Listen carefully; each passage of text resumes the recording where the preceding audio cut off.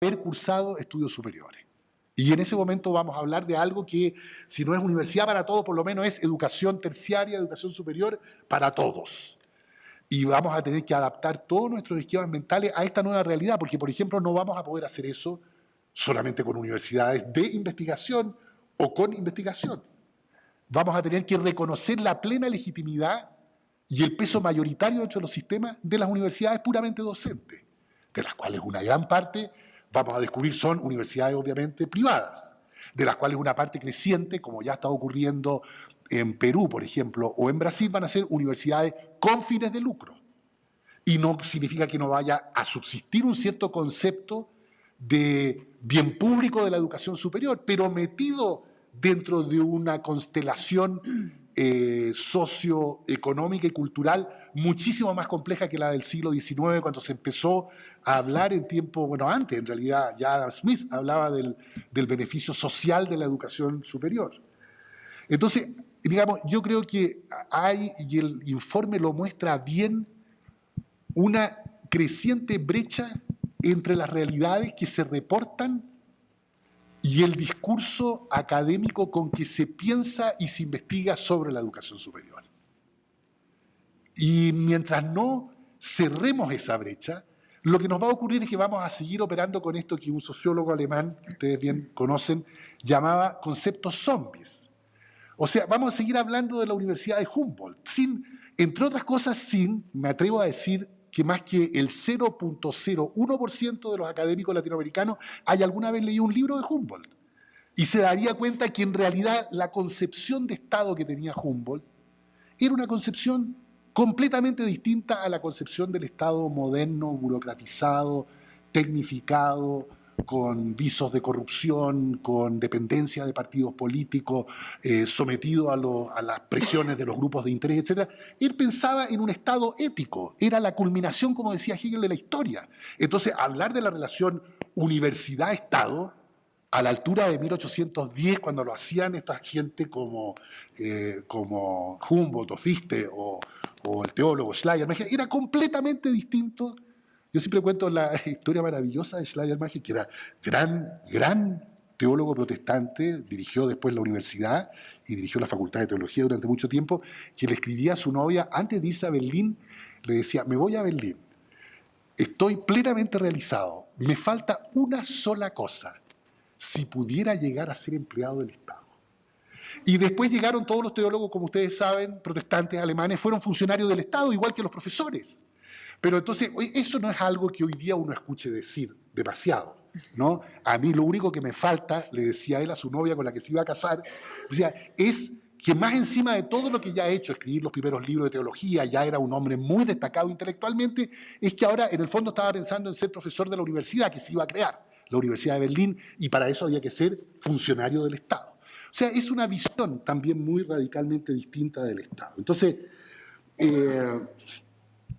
yo creo que tenemos que pensar no solamente en la idea y el concepto y la estructura de una universidad que sea capaz de soportar y de unos sistemas que sean capaces de soportar la universalización, sino que también toda la estructura curricular, de lo cual no voy a hablar mucho, pero que en realidad tampoco es posible que nosotros hagamos esto muy probablemente con una estructura curricular como la de ahora, donde a los 18 años un joven tiene que elegir una carrera y luego tiene que estudiar durante 5, 6 o 7 años una carrera bastante tubular de la cual no se puede mover mucho, donde las tasas de deserción son de 40, 50% en casi todos nuestros países, no da, o sea, no da económicamente, aunque privaticemos al máximo toda la educación, no va a dar, ni económicamente, no va a constituir el aporte que se espera de las universidades si están preparando una gente que después siempre siente que está subempleada, pero no porque efectivamente esté subempleada, sino que porque está pensando en cuánto ganaba un profesional en tiempo de la universidad de élite. Claro que ganaba completamente distinto de lo que gana ahora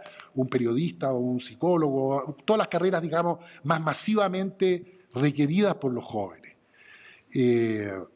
Entonces, también tenemos que pensar, bueno, ¿cómo se reestructura, cómo se reorganiza la arquitectura de grados y de títulos, ¿no? Si aceptamos que el mercado es inestable, es tremendamente cambiante y lo son las tecnologías, ¿cómo preparamos a la gente para eso? yo tengo claro que la forma como lo hacemos hoy día no es la adecuada. O sea, que alguien a los 18 años tenga que elegir ser abogado y pasarse 5 años para después saber una gran cantidad de cosas que están al alcance de la mano con un clic, digamos, no hace sentido. Haría sentido que tuviera una formación mucho más general la gente joven y sobre todo una formación que complete lo que la secundaria no completa todavía en toda América Latina y no va a completar por los próximos 20 años. Cuando yo escucho las universidades puramente docentes decir que su desafío es formar unos profesionales, no sé, con cuáles y cuáles características, y no mencionar el hecho de que en realidad su principal desafío es cómo completan la formación elemental, la básica, las capacidades de aprender, de leer con comprensión, de comunicarse por escrito y ver. Ese tipo de cosas tienen que ser parte absolutamente necesaria de un currículum para una universidad puramente docente del siglo XXI. Y eso requiere un cierto tipo de profesor, porque tal vez no todos los profesores tengan que ser doctores para hacer ese tipo de trabajo con gran calidad y dignidad. Tal vez hay gente que tiene totalmente otra trayectoria formativa, ¿no? Y nosotros estamos imponiendo la idea del profesor doctor en ciencia que está en la frontera del conocimiento para trabajar en el conjunto de estas instituciones y para formar a millones de jóvenes. No, otra vez, no hace, digamos, no se vincula bien, no corresponde ni vincula bien. Ahora, en términos de capital humano, lo que está ocurriendo es lo que muestra muy patentemente este cuadrito, desgraciadamente no hay para muchos países, que es el porcentaje de la fuerza de trabajo entre 25 y 64 años con educación superior, en la columna celeste, y en la columna más de color ladrillo, la cantidad, el porcentaje de jóvenes entre 25 y 34 años, o sea, la generación que ya empieza a reflejar el impacto de la masificación. Y entonces ustedes ven que, por ejemplo, en el promedio de los países de la OCDE, el club de los países ricos y en el que están algunos no tan ricos como México y Chile y otros, el promedio de la generación joven es 37% con educación superior completa, y España, que ha sido un país extraordinariamente atrasado con su educación superior, tiene hoy día 38% y Chile tiene 35%. O sea, están... No, ahora, otra vez, estoy dando una cifra que lo único que dice son años completados de escolarización superior. No estoy diciendo nada sobre la calidad de esa educación superior y previa a la superior que han recibido los jóvenes en distintos países, y sabemos que las competencias que dominan, qué sé yo, la capacidad de comunicarse en inglés o en un segundo idioma, etcétera, son muy distintas para niveles homogéneos cuantitativamente de capital humano. Pero, en todo caso, el desafío que yo decía antes, cómo aprovechamos todo este capital humano, se ve dramáticamente ahora cuando ocurre lo que está ocurriendo en España. Todos ustedes habrán seguido este debate absolutamente dramático de un país con 50% de sus jóvenes, que en algunas ciudades llega a ser 60 o hasta 70% desempleados, en paro desde hace 6 meses, 8 meses, un año. Y esta serie de artículos que publicó el diario El País, viene publicando desde hace 2 semanas, uno por día, que se llama los ni mileuristas. No sé si ustedes escucharon que hace 2 años hubo un grupo de gente que se identificaron como los mileuristas, que eran gente que ganaba con título profesional 1.000 euros. O sea, mileuristas. Se llamó un día una chica que escribió una carta al diario y dijo: nosotros somos la generación de los mileuristas. Ahora hablan de los ni mileuristas, es decir, que ni siquiera alcanzan a ganar $1.000. Y está muy bien hecho porque van por distinto tipo de problemas, por distinto tipo de carreras, mostrando qué está pasando con toda esta gente de la nueva generación que completa estudios superiores, desde trabajo social, abogados, ingenieros de computación.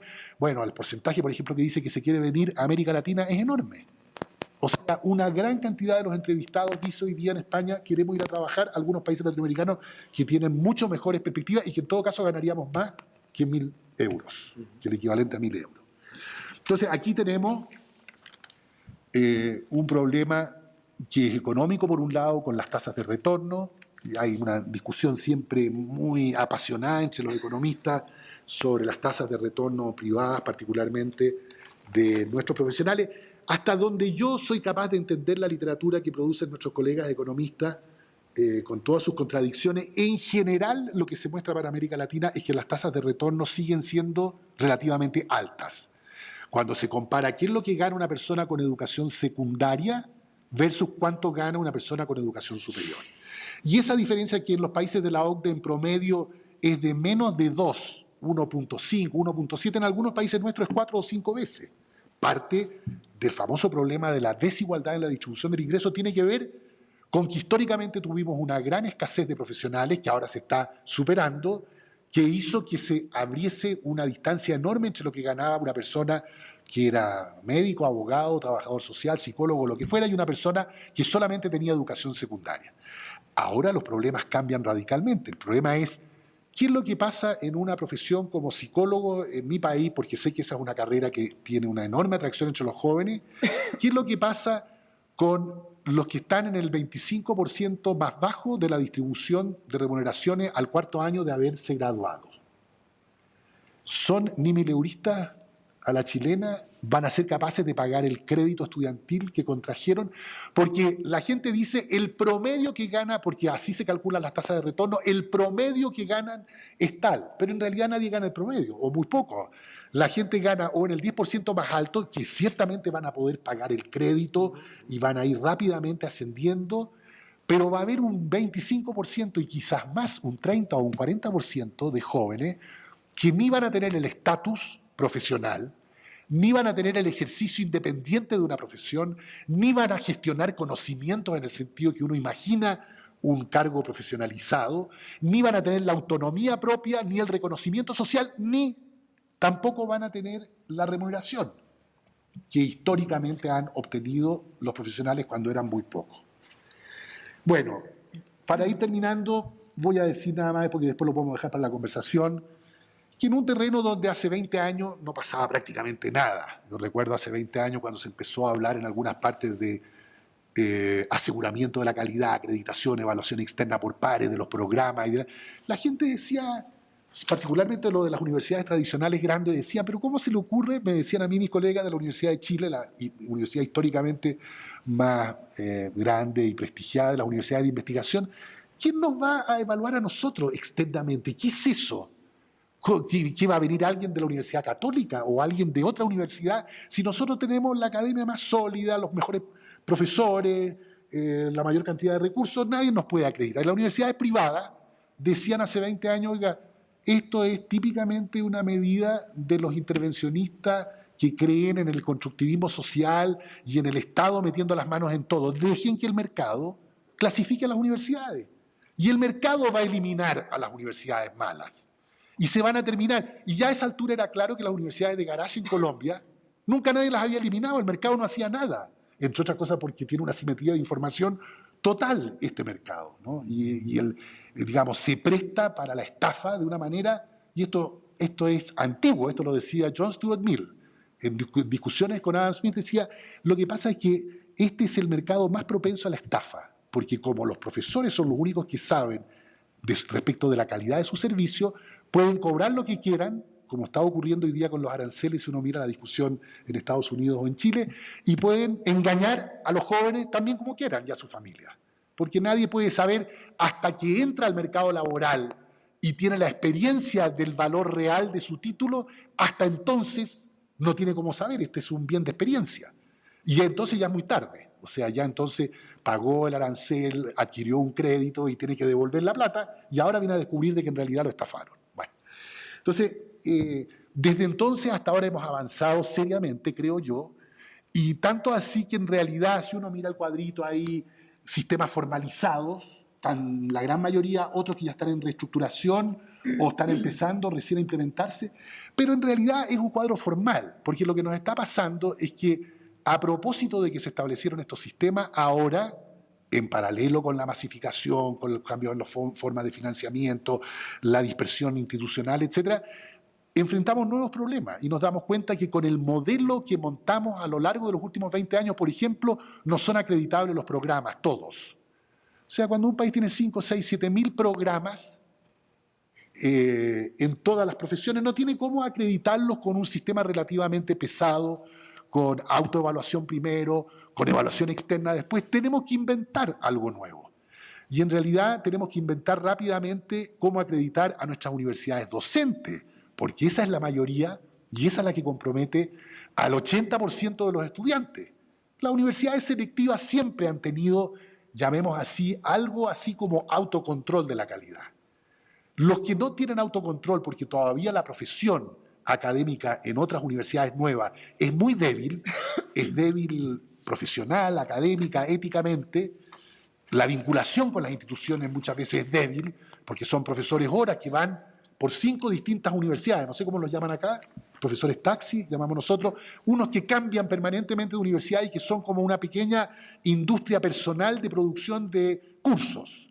Ya hay gente que gana, por ejemplo, hoy día en América Latina muy bien, muchísimo más que un profesor de jornada completa investigador, vendiendo, pero claro, 8 horas al día cursos, que es una cosa realmente agotadora y habría que ver qué efectividad pedagógica tiene eso, ¿no? Entonces, nosotros necesitamos adaptar totalmente nuestros sistemas de acreditación, necesitamos superar la tendencia a la fragmentación de los sistemas de acreditación que le restan mucha credibilidad.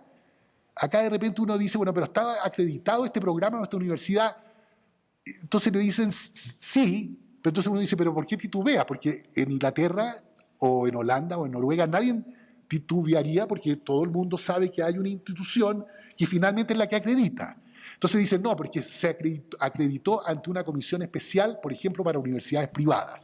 Y este otro se acreditó con otro organismo que es un Consejo Nacional, pero que no abarca todo. Y estos otros han preferido irse por el camino de la acreditación internacional y se están acreditando con no sé cuál de las regionales de los Estados Unidos. Entonces, al final, digamos, si la acreditación, antes que todo, es parte del sistema de información para superar una falla de mercado, en realidad no estamos logrando el objetivo. Porque cuando a uno le dicen que hay 3 acreditaciones de distinto valor, por ejemplo, en varios países está pasando que como estamos insatisfechos con la acreditación, estamos colgándole exámenes finales a los graduados. Entonces de repente pasa que una universidad que fue acreditada bien por el acreditador nacional, los graduados dan el examen y resulta que en el examen contestan el 25% de las preguntas en promedio. Y entonces la gente dice, bueno, pero quiere decir que hay un engaño, que la acreditación nos tenía engañado porque esta universidad, si es de tan mala calidad, no pudo ser acreditada, y nadie dice que en realidad son 2 formas de examinación completamente distintas. Pero tratar de acumular distintas formas de examinación, acreditación y evaluación no es ninguna solución, todo lo contrario, nos puede meter en un berenjenal donde al final, digamos, ¿saben qué más? Mejor es que efectivamente el mercado, los rankings que publican los diarios y las revistas y algunas acreditaciones internacionales cuando son necesarias, hagan el trabajo, porque este panorama de desorden completo en realidad no está dando información, sino que está, todo lo contrario, generando mayor confusión entre los que tienen que elegir, los jóvenes que tienen que elegir carreras, etc., ¿no? No voy a decir nada de financiamiento porque es un tema tan apasionantemente grande. Voy a decir nada más que algo sobre el gobierno de las instituciones. Si uno mira el conjunto de los informes nacionales, descubre 2 cosas. Este es el sector menos dinámico, el de los gobiernos institucionales. Nada cambia y cuando algo cambia, cambia a lo gato pardo.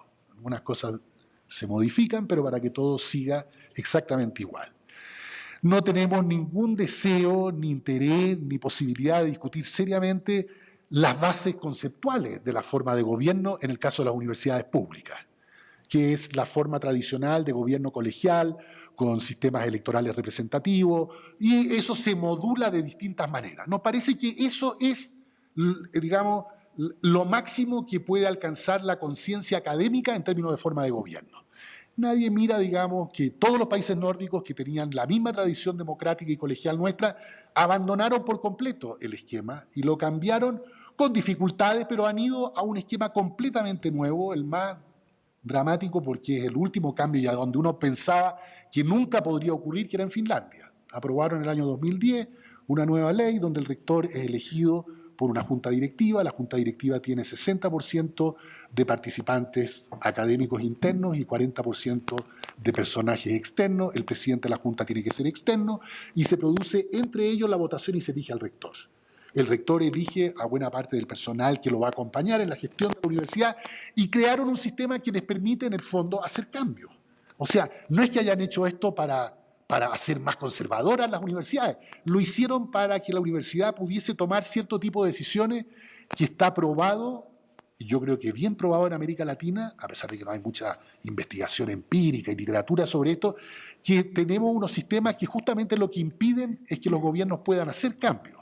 Más bien lo que genera son gobiernos propensos a quedar atrapados en una red de vetos, ¿no? Donde nada en realidad se puede mover muy rápido, porque todo es tan balanceado desde el poder de los decanos, que son señores relativamente autónomos en sus facultades, la forma como distribuyen el presupuesto, el hecho de que el rector quiere ser reelegido y por lo tanto no puede herir demasiados intereses internos a la universidad.